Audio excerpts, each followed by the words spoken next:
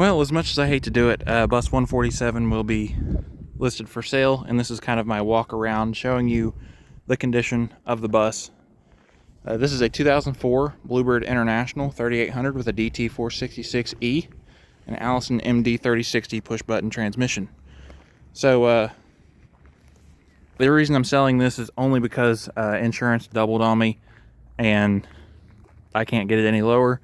I can't find anybody who will insure it any lower, at least not any cost-effective options. The other option I have is to take the seats out and store the seats, which would cost only about $20–30 a month cheaper, and I would have to go through the like after storing the seats and everything, I'd have to go through the effort of taking them out, and I just don't think it's really worth it. I can make a whole other video about why I'm deciding to sell it instead of going that route, but yeah, I'll just try to keep it simple here. As you can see, I've put a lot of LED lights on this thing. I will keep them on there for, I'll say, $700 above asking price. I'm asking $5,000 or best offer, but I really don't want to negotiate on the LEDs because, well, that's quite a bit of money I put into those. And that's honestly a lot cheaper than what I would like to sell this bus for, because I paid $6,200 for it, and you know, paid for all of these different things to do to it. Does have a few needs. I'll go ahead and go over here and unlatch the hood. I'm keeping these.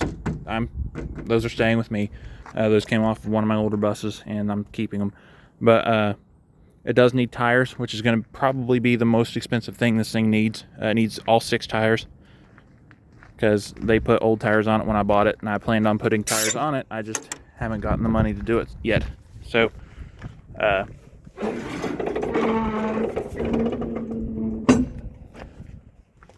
also this cross-arm bracket probably will need replaced, but I do have ones that might fit. So I'll include those in the bus. I will include some other parts that I have and won't need from my other bus. I'll include those in the sale as well.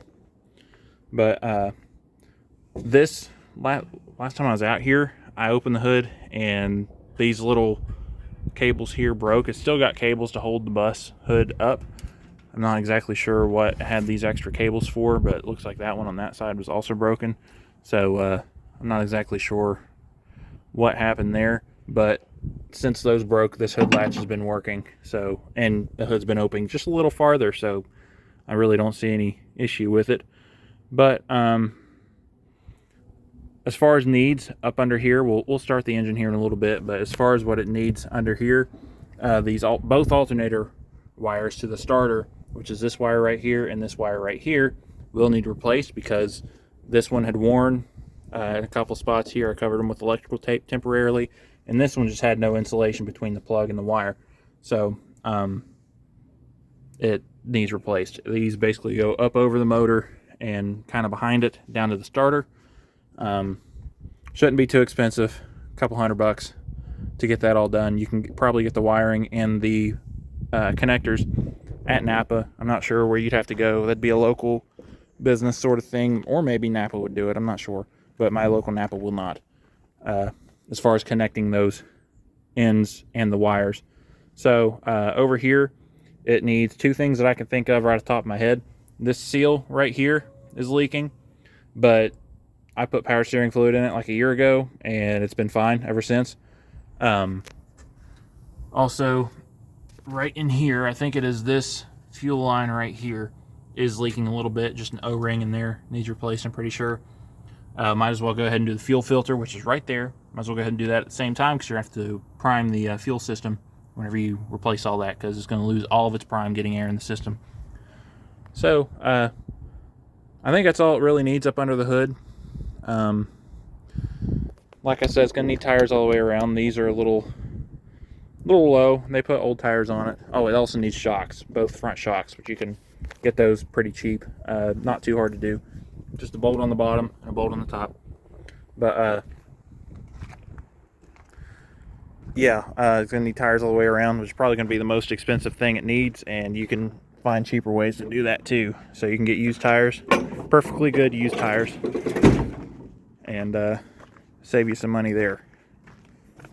These little ABS emblems will be coming off before I sell it, more than likely, if I can get them off. I kind of put them on there with some really strong tape, but the LEDs will be coming off unless you want to pay the extra $700 for them.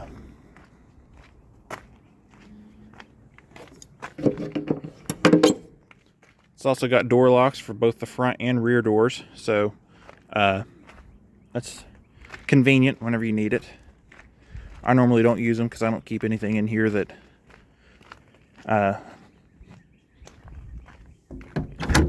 would want to be stolen. But this back door, I have the prop for it, but they put an old door on it whenever they sold it. You can see it has some rust issues down here. It's still solid, but it's just kind of looks ugly. I was gonna get some Bondo and just smooth it out and then repaint it down here, but where the prop is not hooked up, the door opens all the way. So if you're not using this for passenger transport, then you should be good. But if you're going to use it for passenger transport, like a church bus or, you know, local charter bus or whatever, then it'd probably be a good idea to hook it up again. Like I said, I have the prop. It's just not hooked up. I think I have the screws for it too. But honestly, I'd say with getting the things that I've already mentioned fixed, which is not a whole lot of stuff, just a lot of little stuff, not anything major, this could go back into school service very easily. I'm also thinking it might need a front end alignment, or it could just be the old tires they put on there, but this is what the steering wheel looks like when it's driving straight. So it is a little offset, a little crooked, but as long as you can get used to driving it like this, then it's fine. I mean, it doesn't pull or anything. It just a little offset. But I did replace the gauge cluster with one from a first generation ICCE.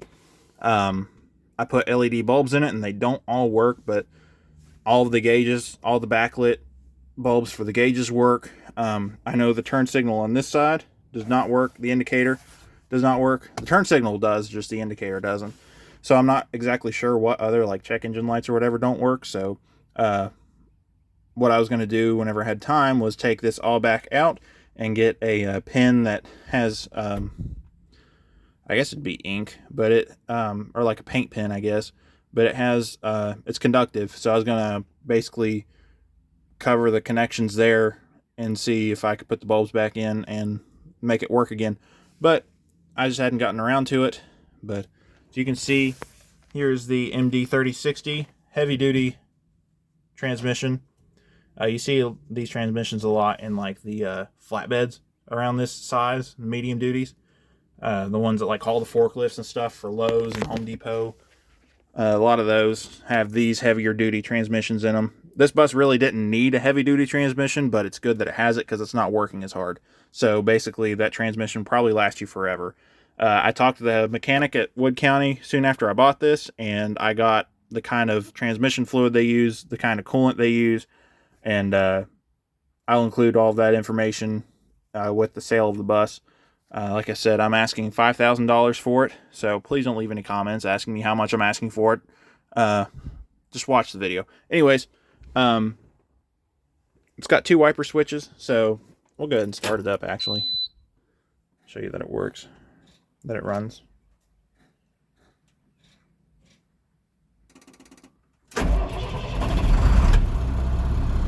Runs and drives very well.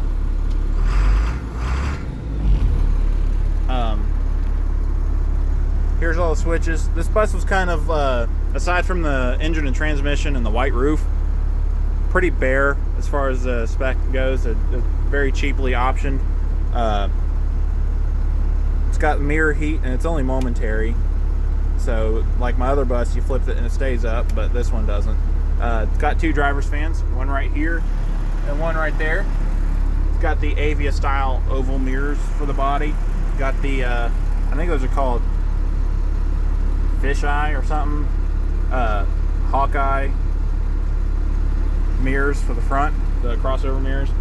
But it's got a clearance light switch. It's got front and rear dome lights. We'll get to that here in a moment. There's one of those that's kind of, I don't know if the connection's bad, if the wiring's bad, what, but it works sometimes.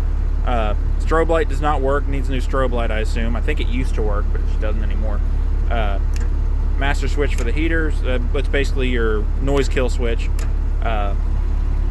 It's got a stepwell heater. It's got a front heater and a rear heater, and then it's also got defrost up here. So no air conditioning. Before anybody asks, no air conditioning. It's got switches for the cruise control, but it is not hooked up. So just keep that in mind. But back here, like I said, it's got door locks up here. Basically, we got one in the rear too. I'll get up there in a moment. I had to disconnect the emergency buzzer because it broke and it wouldn't quit going off, so I just disconnected the buzzer. Here's oil and an oil filter for this bus. So I will be including that. I was going to change it, and then my insurance went up, so I just said I'll sell it and I'll just let the oil go with it. If you want to give me $200, I'll change the oil for you, which is a little more than what I got in the oil, so it's a little bit in labor too. But they replaced this rear emergency hatch at some point, so it's got the, I hate these knobs, but it's got this style of emergency exit. And back here, I disconnected the child check. I can reconnect all of that. It's actually pretty easy. I'll show you up there if I remember. But here's the door switch. This buzzer does work. I shouldn't say door switch. Here's the rear door. There's the lock for it. This bus will be coming with probably 3 or 4 sets of keys. So you will have plenty of keys to start the bus, or, you know, lock the door or whatever. So here's the dome light that sometimes works, sometimes doesn't. I will include one of these housings if you want whenever I sell the bus. But I did put LEDs in here, and this thing lights up very bright at night. So I can include the old bulbs if you want a more warm white look in here. I think I should still have them somewhere, but go ahead and turn all the lights on. Now if I do put the old lights back on, I will not be hooking up the warning lights. They will, I don't even know if I'll put lights up there, honestly. If you want the lights up there, you can, I'll include them, but I probably won't hook them up. I'll include all the connectors that I could find, but I had to cut all the connectors on the wiring side off. So probably have to get new, I think it's just little spades you'll need, so you can get those pretty easy. These stop, they're not really showing up on camera that well, but I think you could see them flash a little bit there. But the bulbs in there I'm going to be taking off. That is the bulbs at the stop sign. I'll be taking off regardless, because my other bus needs one. I'm going to keep one for safekeeping in case another bulb goes bad. Now this bus does sound very good from the exhaust. It sounds very, very good. I replaced these lights on the side here, these turn signals. It came with 2 turn signals on the side, which I hadn't seen before, so I guess that's another thing they kind of optioned up a little bit. And the LED clearance lights and tail lights that it had on before here. But reverse lights are still incandescent, so I was going to change those out, but selling the bus now, so no need to. But I just thought I'd mention that. It's still got the original Bluebird mud flaps on it, which is neat. Here we've got the tires in the rear. The other side's pretty much the same. So it's got a storage compartment here for tire change, which it did not come with. I put that wheel chock in there and that degreaser in there. If it wants to close, maybe. There we go.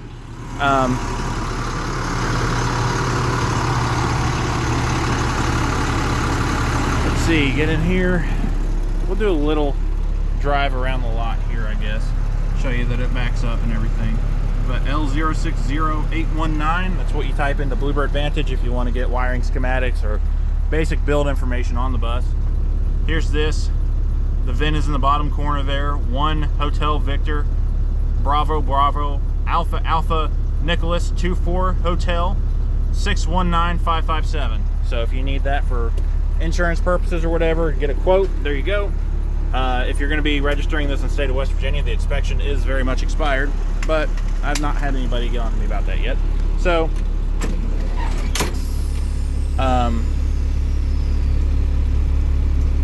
if I let this bus go, kind of without the certain person that I'm making this video for, well, if I include all the LEDs, I'll just leave the master flasher in there too. So I was going to take the master flasher, which makes all the warning lights work, but what we're going to do here is we're going to back up. We're just going to go ahead and park it. So, like I said, I'm asking $5,000 or best offer, best reasonable offer, I should say. You can contact me there in the comment section. I'll put my email in the description, which is just busproject681@gmail.com.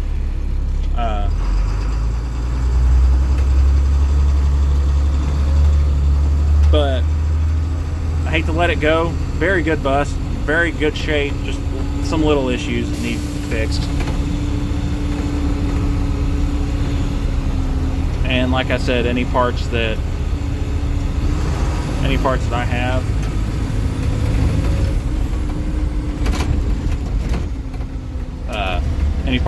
that I'm not going to use for my other bus, I will probably include with this one. So just something to think about. Also, I should say that the hood on this bus was refurbished by Wood County before I bought it, so they repainted it all and put new decals and stuff on it, which decals it doesn't really need because it's decals for the 444 7.3 liter, and this has got the 7.6 DT466, but kind of neat regardless. The hood looks very good on this. It's also got radiator shutters, so no need for a winter front. Basically what those are for, if you don't know, is whenever it gets cold out, the radiator shutters shut and it keeps more heat in the engine. So I think it's air operated, I'm not 100% sure on that, but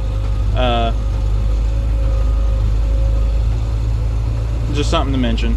It does have some nice options on it. It's just, for the most part, a low option bus.